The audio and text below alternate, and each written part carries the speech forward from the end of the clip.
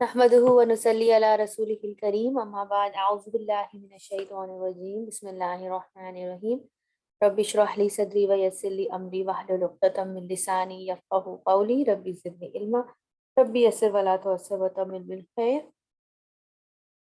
सूरह अल-मुजादला जुज़ नंबर 28। अल्हम्दुलिल्लाह आज इंशाल्लाह इसको ख़त्म करेंगे। सूरह मुजादला आयत नंबर 21 एंड 22 इंशाल्लाह डिटेल में करेंगे और हमारी ये सूरह कंप्लीट हो जाएगी। मुनाफिकीन का जिक्र चल रहा था डिटेल में, काफ़ी 2-3 क्लासेस से हम मुनाफिकीन के बारे में पढ़ रहे थे। फिर उसके बाद हमने ये भी पढ़ा लास्ट क्लास में कि मुनाफिकीन जो होते हैं उनकी कुछ कैरेक्टर ट्रेट्स हमें बताए गए और उनकी वजह से क्या बताया गया कि वो शैतान के गिरोह के लोग हैं, ठीक है, जिन पर शैतान इतना हावी हो जाता है कि फिर वो उनको लिटरली अपने कंट्रोल में ले लेता है और जिस तरह से वो बताता जाता है वो उस तरह से करते जा रहे हैं, ठीक है। और साथ साथ हमने ये भी पढ़ा कि जो ऐसे लोग जो हैं, जो ये इस ग्रुप के लोग हैं, जब वो अल्लाह और उसके रसूल की मुखालफत रखते हैं और करते हैं तो क्या होता है कि ये फिर अल्लाह ताला जो है फिर वक्ती कामयाबी तो शायद इनको दे दे, लेकिन आखिर में फिर इनका अंजाम जो है वो जलील तरीन ही होता है। जैसे कि हम पढ़ चुके हैं कि मुनाफिकीन का जो की जो जगह है जहन्नुम में वो सबसे निचली दर्जे की होगी। तो अ, हो सकता है कि इनको दुनिया में वक्ती फ़ायदा मिलता हो, लेकिन अंजाम फिर इनका हमें बताया गया कि बहुत बुरा होता है। अब यहाँ आज की जो आयत है, आयत नंबर 21 एंड 22, ये ईमान वालों के बारे में है, ठीक है। अब ईमान वालों के ग्रोह के बारे में अब बात आएगी कि अल्लाह ताला सुब्हानहू ताला ईमान वालों के साथ क्या मामला करते हैं और वो किस तरह के होते हैं, उनकी क्या कैरेक्टर ट्रेट होती है, ठीक है ना। बिल्कुल ऑपोजिट एक ग्रुप के बारे में बताया जाएगा।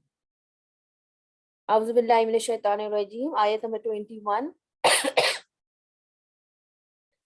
कतबा लिख दिया अल्लाह, अल्लाह ने, ला अग़लिबन्ना, अलबत्ता मैं ज़रूर गालिब रहूँगा, अना मैं, व रसूली और मेरे रसूल, इन्नल्लाह बेशक अल्लाह, कवियुन बहुत कुव्वत वाला है, अजीजुन बहुत ज़बरदस्त। अब यहाँ जो कहा जा रहा है कि लिख दिया गया, लिख दिया का मतलब, एक तो जब इस तरह कतबा करके चीज़ें आती है ना, तो उसका मतलब होता है कि फ़र्ज़ कर देने के मामले में आता है, यानी हतमी बात है। और फ़र्ज़ के जैसे रोज़े का हुक्म जो कुरान में आता है तो क्या आता है, लिख दिया गया मोमिनों पर, ईमान वालों पर कि वो रोज़े रखें। तो जब भी कतबा का इस तरह से लिखा ज़िक्र आता है तो उसका मतलब ये होता है कि ये चीज़ हतमी है और फ़र्ज़ कर दी गई, ठीक है। तो यहाँ पर भी कतबा का मतलब आ रहा है कि लिख दिया, अल्लाह ने क्या लिख दिया कि वही गालिब आएगा, ज़रूर गालिब आएगा, ठीक है। अल्लाह सुब्हानहू तआला ही एंड में गालिब होगा।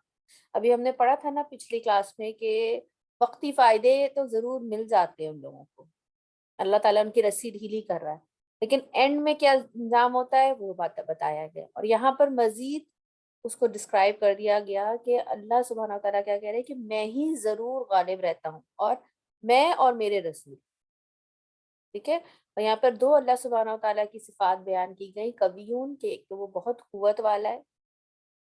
अगर वक़्ती तौर पर ईमान वाले डाउन नज़र भी आते हैं तो वो एक अल्लाह की हिकमत होती है, टेस्ट होता है। वरना वो तो चाहे तो सबको एक ही वक़्त में ईमान वाला बना दे, किसी को कोई मुश्किल ही ना आए। हुँ? और वो उसके पास बहुत ज़बरदस्त है, उसके पास पूरी कुव्वतें हैं। वो चाहे तो हर चीज़ उसके कंट्रोल में है बेसिकली।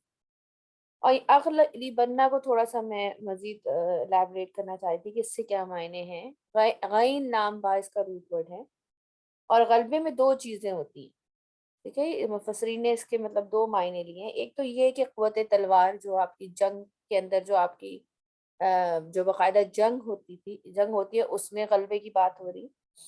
और दूसरा अ, जो जो आप कहें ना, जो आर्ग्यूमेंट, जो हुज्जत और बयान जो होता है, जो डायलॉग्स जो होते हैं, आप हम अभी भी देखते हैं स्पेशली डॉक्टर ज़ाकिर नाइक वगैरह के उसमें, अहमद दीदार, जो शेख अहमद दीदार हैं उनके उसमें हम देखते हैं कि बाकायदा डायलॉग्स होते हैं नॉन मुस्लिम्स के साथ। और आम ज़िंदगी में भी जो है, जो ईमान वाले नहीं होते, जो मोमिन नहीं होते, जो मुसलमान नहीं होते, उनके साथ جو بحث مباحثہ یا دلائل کی بات ہوتی ہے، یا جب اپنی بات کو، ایمان کو اور اسلام کو پروف کرنا ہوتا ہے، تو اس کے اوپر، اس کے اندر جو غلبہ ہے اس کا ذکر ہو رہا ہے، ٹھیک ہے، حجت اور بیان کا ذکر ہو رہا ہے. تو یہ دو غلبے مفسرین اس میں سے لیتے ہیں. اور اس آیت کو پڑھ کے تو بظاہر ہمیں کیا سمجھ میں آ رہا ہے کہ اللہ سبحانہ تعالیٰ کہہ رہے ہیں کہ میں ہی ضرور غالب رہوں، رائٹ، میں اور میرے رسول. لیکن پھر ہمارے ذہنوں میں یہ بات سوال آتا ہے کہ اتنا اچھا. اور دوسری جگہ قرآن میں یہ بھی لکھا گیا ہے کہ مومنوں کی مدد کروں گا. اللہ تعالیٰ مدد کرتے ہیں مومنوں کی، ان کو غلبہ دیتے ہیں. ہم یہ دوسری جگہ بھی قرآن میں پڑھتے ہیں. تو پھر ذہن میں سوال آتا ہے کہ وعدہ تو اللہ سبحانہ تعالیٰ نے یہاں پر غالب ہونے کا کیا ہے، لیکن ہم اگر دیکھتے ہیں تو بہت سے انبیاء علیہ السلام کو قتل بھی کیا گیا، اور ان کی قومیں ان پر حاوی آ گئیں. پھر دوسرا ہم یہ بھی دیکھتے ہیں کہ ایون جنگ احد میں مسلمانوں کو نقصان ہوا، ٹھیک ہے. جنگ بدر میں کامیابی ہوئی، جنگ احد اس کے 1 سال بعد ہوئی، اس میں مسلمانوں کو نقصان ہوا. اس کے بعد ہم یہ بھی دیکھتے ہیں کہ آج کا مسلمان کس طرح سے ہر طرف سے پٹ رہا ہے، رائٹ. تو غلبے کی جو یہ بات ہے، تو کیا یہ کانٹرڈکشن ہے؟ اس کو یہاں سمجھنے کی ضرورت ہے کہ مفسرین اس کو اس طرح سے بیان کرتے ہیں کہ یہاں پر اس آیت میں رسول کا ذکر ہوا ہے، انبیاء کا ذکر نہیں ہوا. آپ کو پتہ ہے نا، انبیاء اور رسول میں فرق ہوتا ہے، ٹھیک ہے. اور کئی طرح کے فرق ہیں. مختلف مطلب جو اسکالرز ہیں وہ مختلف پوائنٹس پہ اس کی ڈیفینیشنز دیتے ہیں کہ رسول کون ہوتے ہیں، انبیاء کون ہوتے ہیں. جو کامن میں آپ کو بتا دیتی ہوں، وہ یہی ہوتا ہے کہ انبیاء جو ہوتے ہیں نا، ان کو وہ یوزلی کیا ہوتا ہے کہ وہ پرانی شریعت کو فالو کر رہے ہوتے ہیں، ٹھیک ہے. اور وہ جو ہے وہ رسول جو ہوتے ہیں کسی نئی شریعت کو عموماً لے کر آتے ہیں. یہ بھی ایک ڈفرینس کیا گیا ہے. اور اس کے بعد ایک ڈفرینس یہ بھی کیا جاتا ہے کہ رسول جو ہوتے ہیں وہ باقاعدہ کسی قوم کی طرف بھیجے گئے ہوتے ہیں. انبیاء جو ہے وہ ان کا کام مزید آگے ان کو مدد دینے کے لیے بھیجے جاتے ہیں. اس طرح بہت سارے ڈفرینسز ہیں رسول اور انبیاء میں، جو مختلف اسکالرس ہیں وہ بیان کرتے ہیں. تو یہاں پر وہ یہی کہتے ہیں کہ یہاں پر انبیاء کا ہمیشہ، آپ یاد رکھیے، صرف انبیاء کا ہمیشہ قتل ہوا ہے، رسولوں کا قتل نہیں ہوا، ٹھیک ہے. اور رسولوں کو اللہ تعالیٰ نے ہمیشہ کامیابی عطا کی ہے، ان کی قوموں کو ہلاک کیا ہے اور رسولوں کو بچا لیا گیا ہے. انشاءاللہ جب ہم ایسے ایسے قرآن پورا پڑھتے جائیں گے تو اس میں مختلف رسولوں کا واقعہ آئے گا، اور ہم دیکھیں گے کہ اللہ سبحانہ وتعالیٰ نے ان کی قوموں کے ساتھ کیا معاملہ کیا. انشاءاللہ ڈیٹیل میں پڑھیں گے.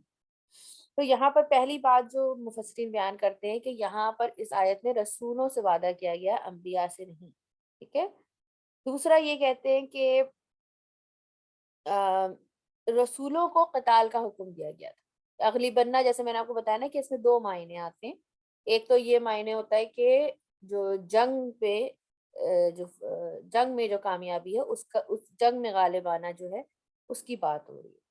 تو یہاں پر وہ یہ کہتے ہیں کہ رسولوں کو قتال کا حکم دیا گیا تھا، انبیاء کو نہیں دیا گیا تھا، ٹھیک ہے. تو یہاں پر اگر جنگ میں مدد کی بات لی جائے تو رسولوں کی مدد کی گئی ہے جنگوں میں، ٹھیک ہے. اور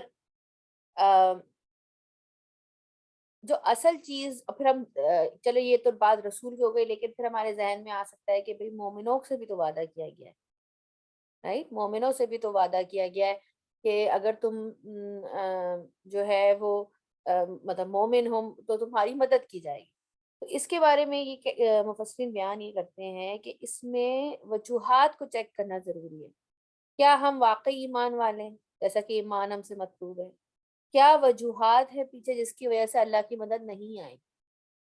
جنگ بدر میں کیا تھا؟ کم تعداد تھی لیکن ایمان بہت ہائی تھا، اطاعت بہت ہائی تھی، کوئی اختلاف نہیں تھا، سب ایک جڑے ہوئے تھے. کم تعداد تھی لیکن سمعنا و اطعنا، جو رسول اللہ صلی اللہ علیہ وسلم نے بیان کر دیا اس کو صحابہ کرام نے فالو کیا.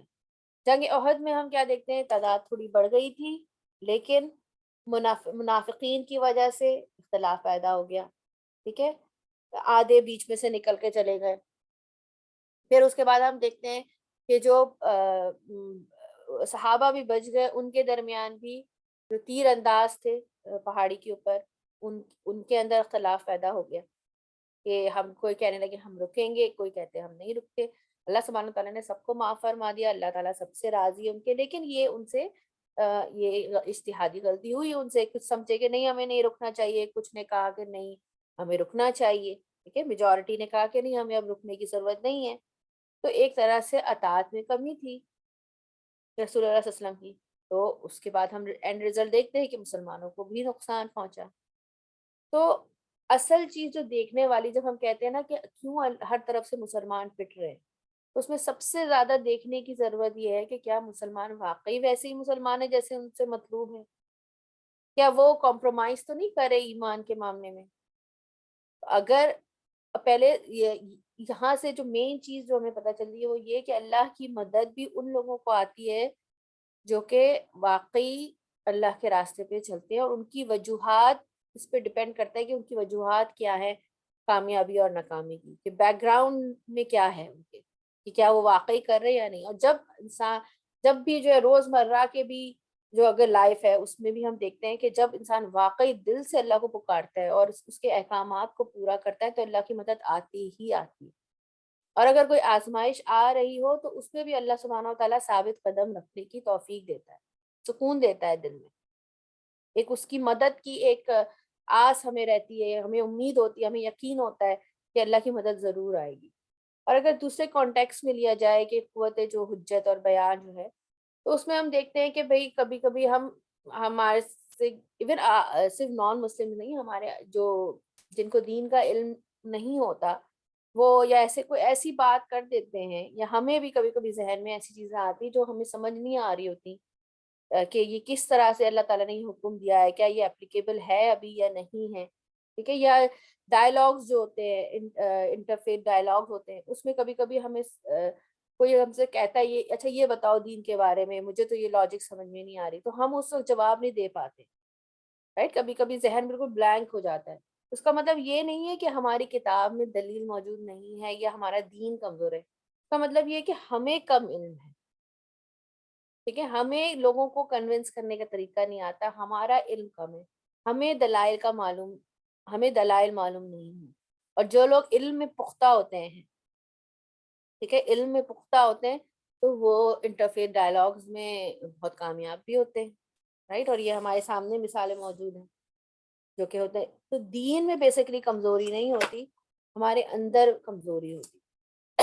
اور آگے اللہ سبحانہ تعالیٰ نے بہت ہی خوبصورت ایک آیت میں ہمیں بہت اچھا ایک رول بتا دیا گیا، جو کہ کلیئرلی بتا دیا گیا یہاں پر کہ لا تجدو، نہ آپ پائیں گے، قومن ان لوگوں کو جو ایمان رکھتے ہیں، انہوں جو ایمان رکھتے ہیں باللہ اللہ پر، والیوم آخری دن پر. یعنی جو ایمان والے ہوتے ہیں، واقعی جو اللہ پر ایمان رکھتے ہیں اور آخری دن پر ایمان رکھتے ہیں، ان کے اندر کیا چیز نہیں ہوتی؟ یوادون، کہ وہ دوستی رکھتے ہوں، من ان سے جنہوں نے حاد اللہ، مخالفت کی اللہ اور اس کے رسول. وَلَوْ، اور اگرچہ کانو ہو وہ آباءہم باپ ان کے، او یا ابناءہم بیٹے ان کے، او اخوانہم یا بھائی ان کے، او عشیرتہم یا قبیلہ ان کا، ٹھیک ہے. اولئک، یہی لوگ ہیں، کتب، اس نے لکھ دیا، فی قلوبہم، ان کے دلوں میں ایمان. یعنی ایمان والوں کی ایک بات یہ بتا دی گئی. اچھا یہاں یوادونا جو ہے اس کا روٹ ورڈ واو دال ہے، اور اس کا مطلب ہوتا ہے دلی محبت رکھنا. یعنی یہ محبت سے اوپر کی کیٹیگری ہے، کسی چیز کی تمنا کرنا.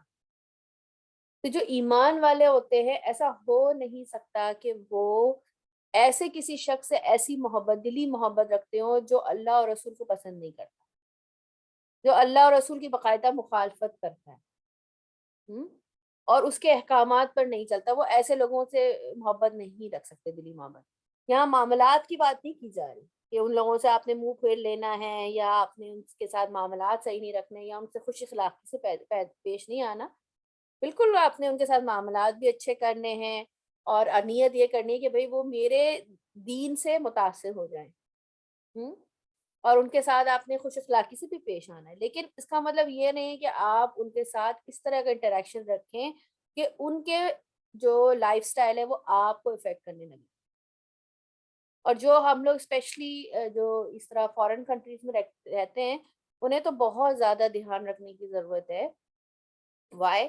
بیکاز یہاں پر ایک مکس کلچر ہیں، ٹھیک ہے. تو آپ کو ہمیں بہت اس بات پر دھیان رکھنا ہے کہ ہمیں ملنا سب سے اچھے سے، معاملات بھی سب سے اچھے سے کرنے، لیکن ہمارے اس طرح کا تعلق نہ ہو کہ ان کی لائف سٹائل ہمیں افیکٹ کرنے لگے، ہم اپنے ویلیوز بھول جائیں۔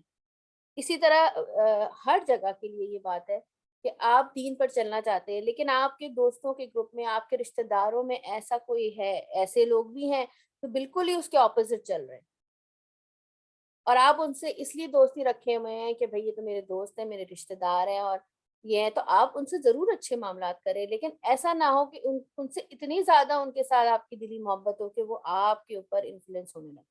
اور یہاں پر اسپیشلی ان لوگوں کا ذکر کیا گیا ہے جو اختلاف رکھتے تھے، مخالفت رکھتے ہیں، یعنی بالکل اللہ اور اس کے رسول کے احکام کو پسند نہیں کرتے۔ ایک تو یہ ہوتا ہے نا کہ بھئی انسان کو، آگے والے کو علم نہیں ہے، یا وہ نہیں جانتا، یا پھر وہ اپنے ابھی کوشش میں لگا ہوا ہے، کوئی پوری طرح نہیں آیا دین کی طرف، کوشش میں لگا ہوا ہے، تو ایسے لوگوں کو تو بلکہ اور سہارا دینا چاہیے، ساتھ دینا چاہیے کہ وہ ان کو اس طرف لے کر آنا چاہیے۔ لیکن یہ باقاعدہ ان لوگوں کا یہاں پہ ذکر ہو رہا ہے جو کہ مخالفت کرتے ہیں اللہ اور اس کے رسول کی، اور اس میں مخالفت دو طرح سے ہو سکتی ہے۔ ایک تو یہ کہ جنگ کرنے والے جو جیسے قریش تھے، اس کانٹیکس میں ہے، کیونکہ یہاں پر آگے کیا ذکر آیا کہ ان کے مطلب چاہے ان کے رشتہ دار سامنے آ جائے، چاہے ان کے باپ آ جائیں، چاہے ان کے بیٹے آ جائیں، ان کے بھائی آ جائیں، ان کا قبیلہ آ جائے، قریش کے مطلب جو عرب تھے اس زمانے کے، ان کے لیے قبیلہ بہت میٹر کرتا تھا، it was a big thing for them۔ اور نافرمانی کرنے والا، دوسرا اس کے معنی کیا ہے کہ اللہ کی اور اس کے رسول کی نافرمانی کر رہا ہے، جو ہم جرنل دیکھتے ہیں۔ اب وہ جنگوں والی تو نہیں ہے، لیکن نافرمانی کرنے والا، اللہ اور اس کے رسول سے دشمنی رکھنے والا اس سے مراد ہے۔ اور دیکھیں یہ اور ہم دیکھتے ہیں کہ صحابہ نے جنگ بدر میں اپنوں کو قتل کیا۔ ہم، بہت سارے صحابہ کی ہمیں مثال ملتی ہے، کسی نے باپ کو قتل کیا، کسی نے بھائی کو قتل کیا، کسی نے بہت سارے صحابہ جو تھے وہ اپنے رشتہ داروں کو چھوڑ چھوڑ کے، جو مکہ میں ان کے ساتھ نہیں آنا چاہ رہے تھے اور مسلمان نہیں ہو رہے تھے، یا مکہ کو چھوڑنا نہیں چاہ رہے تھے، ان کو چھوڑ کے انہوں نے مدینہ ہجرت کی، اس چیز کی قربانی دی، اور یہ آسان نہیں ہوتا۔ ایون عام زندگی میں بھی آپ دیکھیں کہ جب کوئی شخص آپ کے والدین کو اگر تکلیف دے رہا ہے، فرض کریں فزیکلی دے رہا ہے، مینٹلی دے رہا ہے، یا فائنینشلی دے رہا ہے، کسی طرح بھی آپ کے ماں باپ کو تکلیف دے رہا ہے، تو کیا آپ اس سے محبت کر سکتے ہیں؟ نہیں کر سکتے نا، چاہے وہ کتنا ہی اچھا شخص کیوں نہ ہو۔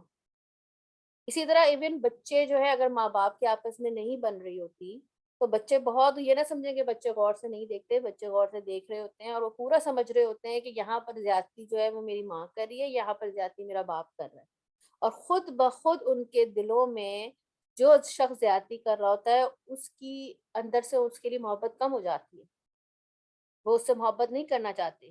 اگر باپ زیادتی کر رہا ہوتا ہے تو ان کے دل میں باپ کے لیے برائی آ جاتی ہے، اگر ماں زیادتی کر رہی ہوتی ہے تو ماں کے لیے برائی آ جاتی ہے، محبت کم ہو جاتی ہے، حالانکہ یہ تو خونی رشتہ ہے۔ جب عام زندگی کے رشتوں میں انسان اتنا سینسٹیو ہے، اپنے ماں باپ کے بارے میں اگر اتنا سینسٹیو ہے، اپنی اولاد کے بارے میں اتنا سینسٹیو ہے، تو یہاں پر اللہ اور اس کے رسول کی بات ہو رہی ہے۔ جو ایمان والے ہوتے ہیں وہ اس بارے میں سینسٹیو ہوتے ہیں، اور صرف ایمان لانا ہی کافی نہیں ہوتا، بلکہ ایسے لوگوں سے دور رہنا اور ان کی دلی محبت کو اپنے دل میں جگانا دینا بھی ایمان کا حصہ ہے۔ اس کے بغیر بات پوری نہیں ہوگی۔ اور یہاں پر کیا بتایا گیا کہ اللہ سبحانہ و تعالیٰ نے ان کے دلوں میں ایمان لکھ دیا۔ سب سے پہلے یہاں پر اللہ تعالیٰ نے ان کی کچھ انعامات بتائے ہیں آگے۔ سب سے پہلا انعام کیا ہے کہ اولئک کتب، یہی لوگ ہیں اس نے لکھ دیا فی قلوبہم، کے دلوں میں ایمان۔ تو یہ اتنی بڑی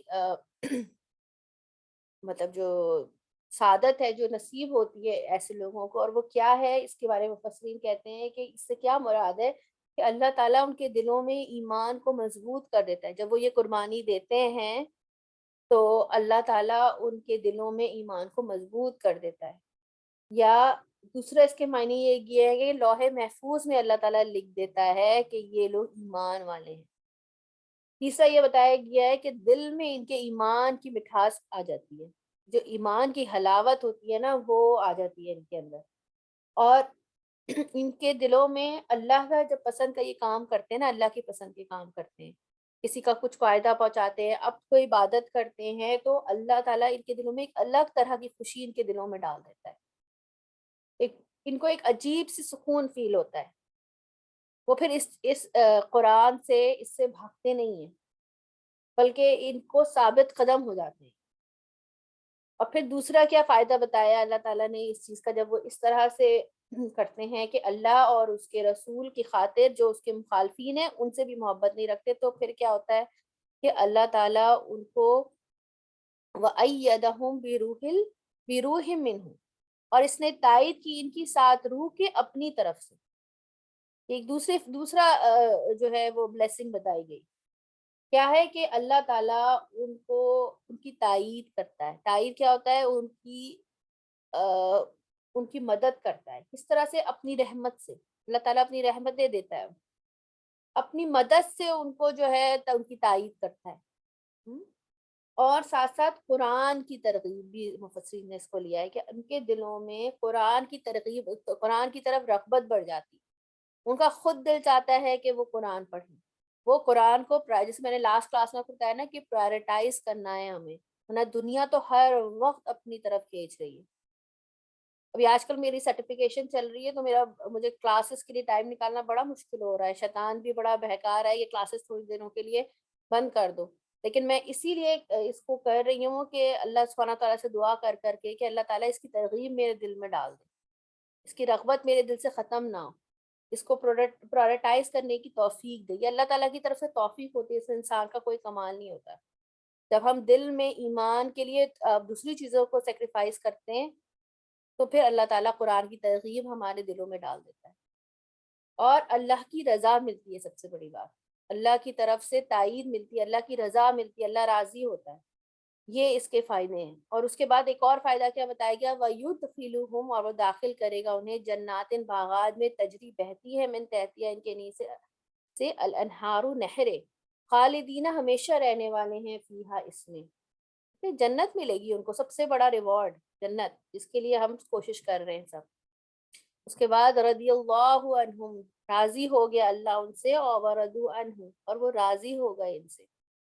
یہ ایک اور کامیابی بتائی گئی کہ اللہ ان سے راضی ہو جاتا ہے اور وہ راضی ہو جاتے ہیں اللہ سے۔ اس سے کیا مفسرین لیتے ہیں کہ ایک تو اللہ ان سے راضی ہوا، اور کیا چاہیے؟ اللہ کی رضامندی کے لیے انسان کوشش کر رہا ہے نا، آخرت کی کامیابی۔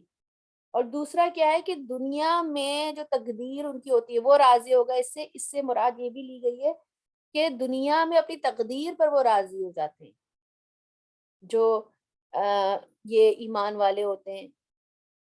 یہ دنیا میں کچھ بھی ان کو کوئی نقصان پہنچتا ہے، کوئی فائدہ پہنچتا ہے، وہ کہتے ہیں یہ میری تقدیر کا ایسا تھا، اللہ نے میرے لیے ایسے ہی لکھا ہے، ان کا دل مطمئن رہتا ہے، اللہ نے مجھے ایسے ہی ہونا تھا میرے ساتھ۔ تھوڑی دیر کے لیے ہو سکتا ہے کہ فار اے مومنٹ ان کو جھٹکا لگے، وہ پریشان ہو جائے، لیکن آہستہ آہستہ وہ اس فیلنگ کو اوور کم کر لیتے ہیں کہ نہیں، اگر اللہ نے میری تقدیر میں ایسے لکھا ہے تو ایسے ہی ہونا۔ تقدیر پہ راضی ہو جانا اٹ سیلف ایک بہت بڑی بلیسنگ ہے۔ اور پھر کیا کہا اللہ تعالیٰ نے کہ اولئک حزب اللہ، یہ لوگ ہے گروہ اللہ کا۔ ٹھیک ہے، اب دیکھیے ایک شیطان کا گروہ ہم نے پڑھا، اور یہاں پر ہم نے کہا کسی کو اگر یہ ٹائٹل مل جائے کہ وہ اللہ کے گروہ میں سے ہے تو کتنی بڑی سعادت کی بات ہے۔ اللہ خبردار، ان بے شک حزب اللہ، گروہ اللہ کا ہوں وہی ہیں المفلحون۔ یہاں پر دیکھیں اتنی تاکید آئی ہے، اللہ سے تاکید، انا سے تاکید، پھر ہم جو دوبارہ ریپیٹ ہوا ہے اسی تاکید۔ یہ تین تاکیدیں صرف ایک چھوٹی سے فریز میں آئی ہیں، کیا کہ اللہ تعالیٰ کے گروہ میں سے ہیں یہ لوگ، اور یہی کامیاب ہوں گے۔ اور یہ کون سا گروہ ہے؟ جو اللہ کے حق کے لیے، اس کے بندوں کی مدد کے لیے کرنے والا گروہ ہے، یہ کام کرنے والا ہے۔ اچھے کو اچھا جاننا، یہاں پر کیا بتایا گیا بیسکلی کہ ایمان کے ساتھ ساتھ کیا ضروری ہے کہ اچھے کو اچھا سمجھنا اور برے کو برا بھی جاننا ہے۔ آپ اس طرح سے زندگی گزار نہیں سکتے کہ بھئی اچھا وہ کوئی برا کام کر رہا ہے تو کوئی بات نہیں، اس کی اپنی زندگی، اس کی اپنی مرضی، چلو کوئی بات نہیں ہے، اس سے بھی ملیں گے، اس کے ساتھ بھی رہیں گے، ادھر بھی وہ اگر وہ ایسی پارٹیاں کریے کوئی بات نہیں، ہم اس کی پارٹیوں میں بھی جائیں گے، وہ بھی خوش رہے، اور ہم اپنے گھر میں تو اللہ اللہ کر رہے ہیں نا، ہم تو نہیں کر رہے۔ تو یہ ایٹیٹیوڈ جو ہے وہ ایمان والوں کا نہیں ہوتا، ان کو پتہ ہے کہ کیا چیز اچھی ہے اور کون سی چیز بری ہے، اور وہ اس کے لیے اپنے آپ کو روکتے ہیں، برائی سے اپنے آپ کو روکتے ہیں۔ ٹھیک ہے، اللہ کی خاطر محبت کرتے ہیں اور اللہ کی خاطر دشمنی رکھتے ہیں۔ اور اس میں ابراہیم علیہ السلام کی بہت عمدہ مثال ہمارے سامنے موجود ہے۔ کہ انہوں نے اپنے باپ تک کو چھوڑ دیا. اور پھر سورہ مجادلہ یہاں پر ہم ختم ہوئی الحمدللہ. بہت ہی پیاری صورت ہے. اس کو ذرا سا سمرائز کر لیتے ہیں کہ اس میں آپ اب دیکھیں کہ اللہ نے علم کا بہت ذکر کیا ہے, اپنے علم کا بھی, کہ اللہ تعالیٰ کا علم سب سے زیادہ ہے, اللہ تعالیٰ سب کچھ دیکھ رہا ہے, اللہ تعالیٰ خبیر ہے, علیم ہے, سب کچھ جاننے والا ہے, شہید ہے. شہادت بھی تو, گواہی بھی تو علم کی بنیاد پہ ہوتی ہے نا. تو اللہ تعالیٰ سب کچھ دیکھ رہا ہے, اللہ کے علم کا ذکر بار بار آیا ہے اس میں. اس کے بعد علم کی فضیلت اس صورت میں جگہ جگہ آئی ہے, اور ساتھ ساتھ ایک خوشخبری بتا دی گئی کہ علم کے ساتھ درجے بلند ہوتے ہیں. ٹھیک ہے, اہل علم کی جو ہے فضیلت بتائی گئی. ایون مجلسوں میں ہر معاملے میں علم کی فضیلت بتائی گئی. اس کے علاوہ دوستی کا بہت ذکر آیا ہے, دوستی کے آداب بتائے گئے کہ ہمیں کن لوگوں کے ساتھ دوستی رکھنی ہے, کن لوگوں کے ساتھ دوستی نہیں رکھنی, مجلس میں کس طرح انٹر ہونا ہے, کس طرح بیٹھنا ہے, کس طرح جگہ بنانی ہے ہمیں. اس کے بعد سرگوشیاں, یہ بھی مجلس کے آداب میں سے, ہم نے بہت ڈیٹیل میں الحمدللہ اس چیز کو کیا. اس کے منافقین کے بارے میں کچھ چیزیں ہمیں بتائی گئیں کہ ان کا کریکٹر ٹریٹ کیا تھا, ان جیسے اعمال ہوں گے تو کیا ہوگا, کیا نقصان ہوگا, کہ آپ شیطان کے گروپ میں ہو جائیں گے, اور کنٹرول کس کے ہاتھ میں آ جائے گا, آپ کا شیطان کے پاس آ جائے گا. ٹھیک ہے. اور اس سورہ کی سب سے خاص بات کیا ہے کہ اس کے ہر آیت میں اللہ کا ورڈ آیا ہے, ہر آیت میں اللہ ورڈ آیا ہے. ٹھیک ہے.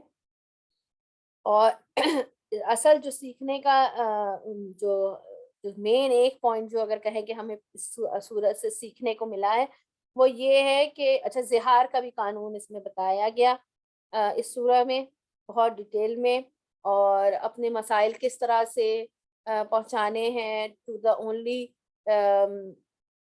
پیپل جو کہ اس سے ریلیٹڈ ہیں, انہی تک پہنچانا, یہ سارے آداب ہم نے پڑھے. ٹھیک ہے. اور اصل جو مین پوائنٹ, ایک چیز جو ہم نے لے کے جانی ہے آج انشاءاللہ اس سورہ کو پڑھنے کے بعد, وہ یہ کہ اپنے لیے بھی اور اپنے پیاروں کے دین کے علم کے لیے بہت فکر کرنی ہے,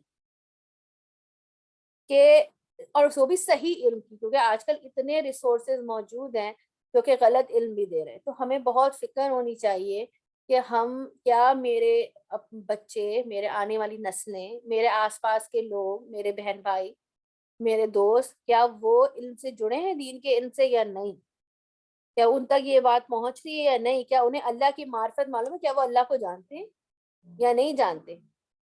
اور پھر اسپیشلی جو مدرز ہیں, جو گھر کی خواتین ہیں, ان کا جاننا بہت ضروری ہے, کیونکہ وہ ہی اصل مین گائیڈ لائن ہوتی ہے. اگر وہ, جب آپ کسی بچے کو, اپنے بچے کو بھی اسی وقت نصیحت کر سکتے ہیں جب آپ خود عمل کرنے والے ہو, ورنہ ان کے بھی سر پہ سے گزر جاتی ہے بات. اس کا مطلب یہ نہیں کہ ہر وقت بس نصیحت کرنا ہے, بلکہ ان کو اچھے برے کی پہچان کرانا ہے, دعا کرنا ہے ان کے لیے کہ اللہ تعالیٰ ان کے دلوں میں اس چیز کو ڈال دے. تو specially as mothers, as the lady of the house, ہمارے اوپر بہت ذمہ داری ہے, کیونکہ اس معاملے میں یوزلی مرد حضرات ذرا غافل ہی ہوتے ہیں, لیکن خواتین جو ہے ان پہ بہت بڑی ذمہ داری ہے کہ وہ گھر کے ماحول کو میک شیور کرے کہ ہم کس سے مل رہے ہیں, کس سے نہیں مل رہے, اور خود ان کو صحیح علم معلوم ہونا چاہیے. جب وہ خود حاصل کریں گی علم, تبھی وہ کسی کو آگے دے سکتے. چلیے الحمدللہ, بہت ہی خوبصورت صورت تھی, یہاں پر کمپلیٹ ہوئی. اب اس کی تجوید کر لیتے ہیں, اور آپ لوگ پہ سنا دیجیے گا انشاءاللہ. ٹھیک ہے, ایک منٹ میں ریکارڈنگ آف کر دوں.